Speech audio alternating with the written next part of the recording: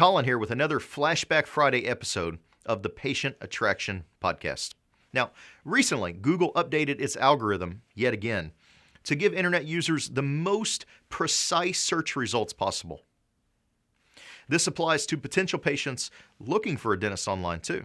And people using different search terms to get to your website will help Google boost the value of your page. And that's one of the major reasons that you need unique and quality content on your website.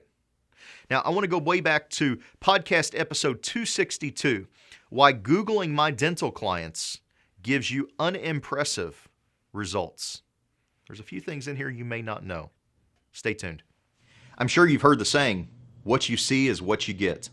As a dentist, you know that isn't true. Veneers can make imperfect teeth look perfectly straight and white. Crowns look like real teeth. Implants support a whole jaw or two of real-looking prosthetics.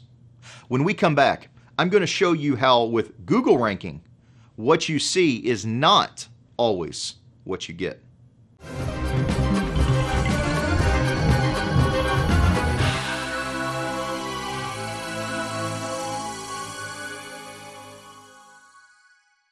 Colin here, and we're going to spend the rest of the week looking and talking about Google searches and Google rankings.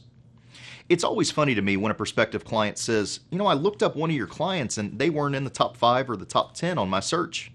And my response jokingly is, well, you must not be the kind of patient they're looking for. And as with most joking comments, there is a hint of truth to that. For instance, if you're sitting in Fredericksburg, Virginia, and you Google dental implants Los Angeles, you're going to get a very different result than someone sitting in downtown LA. And here's why. Google's search algorithm is very, very complicated.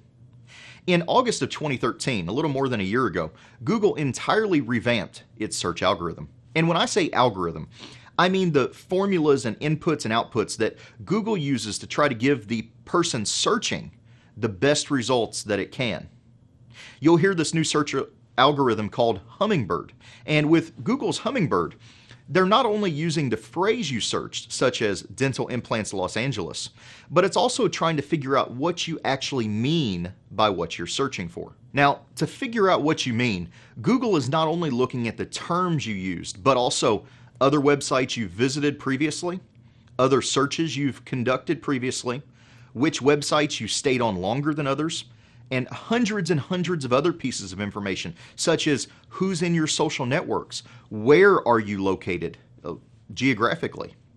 And this is part of the reason it's so important to have good content on your own website, so that people will come and stay and read and boost Google's value of your page and your website for all kinds of different search terms. You want someone to find you after Googling a term as simple as dentist St. Louis, or as complicated as who's the best dentist to fix my smile close to my location. That's what Google wants too. Remember, the people that are searching are the same patients that are coming into your office. And that's why Google keeps tweaking its formula, producing better and better results based on the research that Google conducts. That's why there's so many factors that go into returning your search result or your patient's search result. And that's also why simply stuffing keywords and keyword strings all over your webpage is much less effective than it used to be. In fact, it's negatively affecting your search results in today's world. Come back tomorrow and I'll talk a little bit more about Google's search algorithm and how it affects the search results for your website. Until tomorrow, keep moving forward.